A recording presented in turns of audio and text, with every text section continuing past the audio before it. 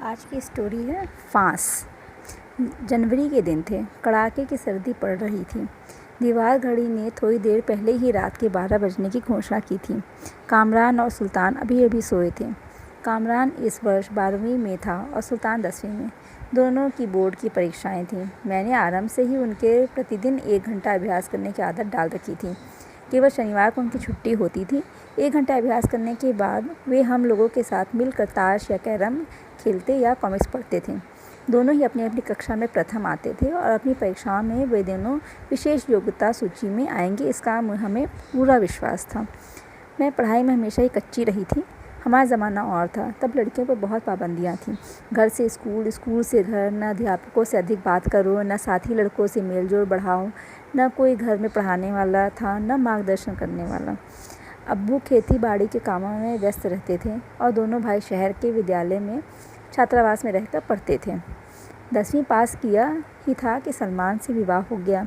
बच्चे भी जल्दी जल्दी हो गए। सलमान अपने कारोबार के कारण अधिकतर दौरे पर रहते थे। मुझे माँ और पिता दोनों का ही दायित्व निभाना पड़ता। मेरे बच्चे परीक्षा में अच्छे अंक लाएं, खूब पढ़े लिखें, इसके लिए मैंने उन पर कभी ज़बरदस्ती नहीं की, बल्कि कुछ ऐसी आदतें उनमें डाल दी जिससे वे स्वयं धीरे धीरे अपने जीवन का उद्देश्य निर्धारित करते गए। इतना अवश्य था कि अभ्यास के समय मुझे साथ जागना पड़ता। जब तक वे पढ़ाई करते तब तक मैं सवेरे के लिए सब्ज़ी काट कर फ्रिज में रख देती या पुस्तकें पढ़ती रहती। मार्च में परीक्षा थी। अब वे दोनों रात को 11 बजे तक पढ़ते। मैंने आधा घंटा पहले ही दोनों को गर्म दूध पीने को दिया था। उनके लेटते ही मैं भी लेट गई थी, पर नींद आंखों से कोसों दूर थी। 2 दिन से सलमान का फ़ोन नहीं आया था। वह जहाँ कहीं भी रहते वहाँ से प्रतिदिन फ़ोन पर बात करना उनका नियम था। इधर अब्बू की भी कोई खबर नहीं मिल रही थी। न जाने क्यों मन अब्बू को बहुत याद कर रहा था। मैं थोड़ी देर ही सोई होंगी कि घंटी की आवाज़ के साथ ही चौकीदार का स्वर कानों में पड़ा। बीबी जी, तार ले लीजिए। मैंने उठकर द्वार खोला और तार लिया। बब्बन चचा का तार था। अब्बू की हालत ख़राब बताकर फ़ौरन आने के लिए लिखा था। मैंने घड़ी पर नज़र डाली। रात के 2 बज रहे थे। मैंने तुरंत निर्णय ले लिया कि सवेरे 5 बजे वाली गाड़ी से निकल पड़ूंगी। चौकीदार से मैंने बाबू और उसकी पत्नी को बुलाने के लिए कहा। वह नौकरों के लिए बने मकानों की ओर गया और मैंने कामरान को धीरे से जगाया। वह उठा और पूछने लगा, क्या बात है अम्मी, आप इतनी परेशान क्यों हैं? मैंने कहा, बेटे, तुम्हारे नाना जान की तबीयत ख़राब है। मैं सवेरे की गाड़ी से चली जाऊं? ज़रूर जाइए अम्मी, नाना जान अकेले हैं, वह बोला। पर बेटे, तुम लोग की पढ़ाई? अम्मी, हम दोनों बराबर पढ़ाई करेंगे, आप हमारी बिल्कुल चिंता न करें। कामरान को सुल्तान की देखभाल करने को कहकर मैंने बाबू और उसकी पत्नी को घर सौंपा और थोड़ा सा सामान लेकर स्टेशन की राह ली। स्टेशन 3 किलोमीटर दूर था और सवारी मिलने की कोई संभावना नहीं थी। बाबू ने मेरा बक्सा संभाला और हम लोग निकल पड़े। 2 किलोमीटर चलने के बाद शहर दिखाई देने लगा था। होटलों से चूल्हों की आग सुलगनी शुरू हो गई थी। एक रिक्शा दिखाई दिया। रिक्शा वाला बैठा बैठा ऊँघ रहा था। दोनों पाँव लंबे करके सीट पर फैला रखे थे।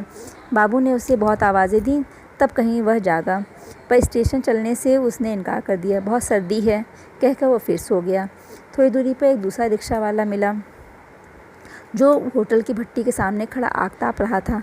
बाबू के बोलने पर उसने चाय पिए बिना वहाँ से हटने से इनकार कर दिया, जबकि चाय कब बनेगी इसका कोई पता न था। गाड़ी का समय करीब था। मैं और बाबू तेज़ी से कदम बढ़ाने लगे। तभी एक तख्ती पर मेरी दृष्टि जा पड़ी। ठंडी राख के ढेर के ऊपर एक कुत्ता बेखबर सो रहा था और दूसरी तरफ रिक्शा वाला एक पतली सी चादर ओढ़े सो रहा था। करीब ही रिक्शा खड़ा था जिस पर पत्ते की एक तख्ती लटक रही थी। कुछ रोशनी मैंने पढ़ा, आपको रिक्शे की ज़रूरत है और मुझे पैसे की। मुझे सोता देखकर उठाने में हिचकिचाएं मत। बाबू ने उसे आवाज़ दी। वह एक आवाज़ में उठ गया और चादर लपेट कर रखता हुआ बोला, बैठिए बहन जी, कहाँ चलना है? भाव ताव न करें, जो मुनासिब समझें दे दें।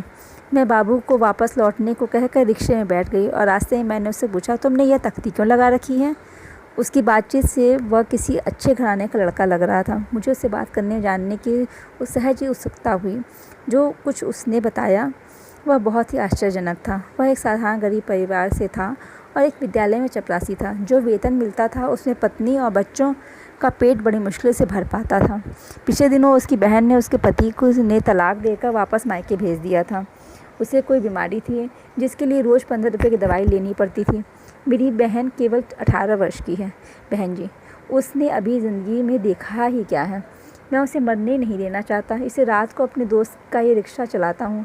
15 रुपये हाथ आते ही घर लौट जाता हूँ। इतने रुपये ना मिले तो रिक्शे पर तख्ती लगा कर सो जाता हूँ ताकि कोई सवारी हाथ से न चली जाए। मेरा मन श्रद्धा से झुक गया। मैंने मुक्त कंठ से उसकी प्रशंसा की। मन में सोचा कि लौटने पर सलमान से कहकर उसे किसी जगह चौकीदार लगवा दूंगी। उससे विदा ली तो मन में कहीं एक फांस गड़ी की सी रह गई। कोई बात दिल में खटक रही थी, पर क्या पकड़ में नहीं आ रही थी। गाड़ी में बैठी तो अब्बू की याद रह रह कर आने लगी। मेरे दोनों भाई कनाडा और इंडोनेशिया में सिलसिलेवार कपड़ों का व्यापार करते थे। अब्बू को हर महीने नियमित रूप से पैसे भेजते और साल 2 साल में आकर मिल भी जाते। अम्मा तो बहुत चाहती थी कि दोनों भाभियों में से कोई उनके पास रहे, पर किसी ने भी यहाँ रहना पसंद न किया। बेटों से जुदाई अम्मा के लिए जानलेवा सिद्ध हुई। अम्मा के जाते ही अब्बू नितांत अकेले रह गए। मैं उन्हें अपने पास रखना चाहती थी, पर उन्होंने बेटी के घर रहना पसंद नहीं। मैं और सलमान महीने 2 महीने में जाकर उनसे मिल आते। मैंने हमेशा यह बात महसूस की कि जितना मेरे लिए वह खुश होते, उससे कहीं ज़्यादा मेरे बिछड़ने पर वह रोते। पर मैं करती भी क्या? अपने घर, अपने पति और बच्चों के लिए मुझे लौटना ही पड़ता। घर पहुंची तो बाहरी द्वार पर खुला मिला। मैं अब्बू के कमरे की ओर बढ़ी ही थी कि बब्बन चचा की आवाज़ ने मेरे कदम जड़ कर दिए। तुम तो सठिया गए हो। दवाइयाँ जो लाभ पहुँचाएंगी वह क्या बच्चों की याद कर सकेंगी? मैं कहाँ याद करता हूँ बब्बन। अब्बू की आवाज़ धीमी थी। क्या मैं सुनता नहीं? नींद में बेटों से, पोते पोतियों से बातें करते रहते हो। क्या तुम्हारे याद करने से वे लोग तुम्हारे पास लौट आएंगे? बब्बन चचा की बात में वजन था, इसलिए अब्बू ने कहा कि अपनी कमजोरी स्वीकार करते हुए कहा, बब्बन, दोनों बच्चे जब छोटे थे तब उन्हें उंगली पकड़कर चलना सिखाता था और सोचता था जब मैं बूढ़ा हो जाऊंगा तो ये दोनों बच्चे दोनों तरफ से हाथ थाम कर मुझे चलाएंगे। वे कपड़े गीले कर देते थे तो सोचता था मेरी बीमारी में ये ही हाथ कभी मेरे कपड़े बदलेंगे। अपने हाथों से छोटे छोटे कौर बनाकर उनके मुंह में देता था और सोचता था कि ये बच्चे बड़े होकर मुझे दवा पिलाएंगे। बस करो मेरे दोस्त, बब्बन चचा की आवाज़ भर आई। इंसान को पेड़ लगाकर स्वयं फल खाने की इच्छा नहीं करनी चाहिए। आज का ज़माना ऐसा है कि बच्चों को पाल पोस कर बड़ा करना माँ बाप का कर्तव्य समझ कर करना चाहिए। बच्चों से उनके कर्तव्य की बात करना ही गलत है। दोस्त, मेरा ख्याल है इस प्रकार एकांत में पड़े रहने से कहीं अच्छा है तो अपनी बेटी के पास चले जाओ। अब्बू बहुत देर तक कुछ नहीं बोले। उनका उत्तर सुनने के लिए मैं बेताब हो गई। बहुत देर बाद वह बोले, बिटिया ने तो मुझसे कई बार कहा, पर मुझे अच्छा नहीं लगता दामाद के घर रहना, इसलिए इनकार करता रहा। अब मैं स्वयं उससे कैसे कहूँ? बब्बन, बिटिया के बच्चे मुझे चाहते भी बहुत हैं। मैं यहाँ नहीं रहना चाहता, पर अब बेटी से कह भी तो नहीं सकता। मैं बात करूँ बिटिया से? बब्बन चचा बोले तो अब्बू ने तड़प कर उन्हें रोक दिया। नहीं, ऐसा न करना बब्बन। मेरी बेटी जब ससुराल जाती है तो माँ बाप से संबंध रखने से उसे बड़ा चौकस रहना पड़ता है। उसे मायके की इज्जत रखने के लिए ससुराल की इज्जत भी निभानी पड़ती है। बात रुपये पैसे की नहीं। बेटे, मुझे जितना रुपया भेजते हैं पर मैं बैंक से निकालता हूँ कभी? पड़े रहें उन्हीं के काम आएंगे। मैं बेटों से अपनी व्यथा नहीं कहता। बेटी तो ससुराल की इज्जत है, उससे क्या कहूँ? मौन के वे क्षण न जाने कितने लंबे हो गए।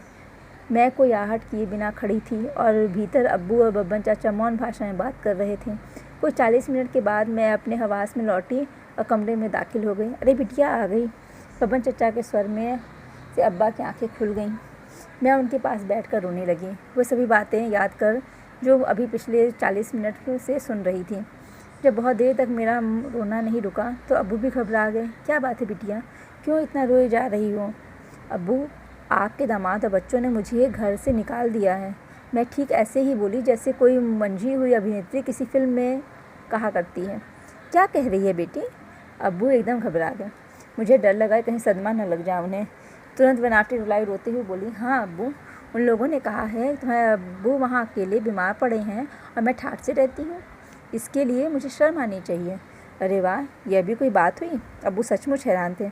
मुझसे कहा है अपने अब्बू को लेकर आओगी तो घर में घुसने देंगे, नहीं तो नहीं। मैंने बच्चों की तरह ठुनकते हुए कहा, अब्बू आपको कितनी बार कहा है मेरे साथ चलिए, पर आप सुनते ही नहीं। क्या आप मुझसे ऐसा मेरा घर छुड़वा देंगे? यहाँ सब लोग ताने देते हैं। मेरी सास कहती हैं जो अपनी बाप की नहीं हुई वह सास ससुर क्या होगी, जो बाप की सेवा नहीं करती वो बेटी क्या हुई?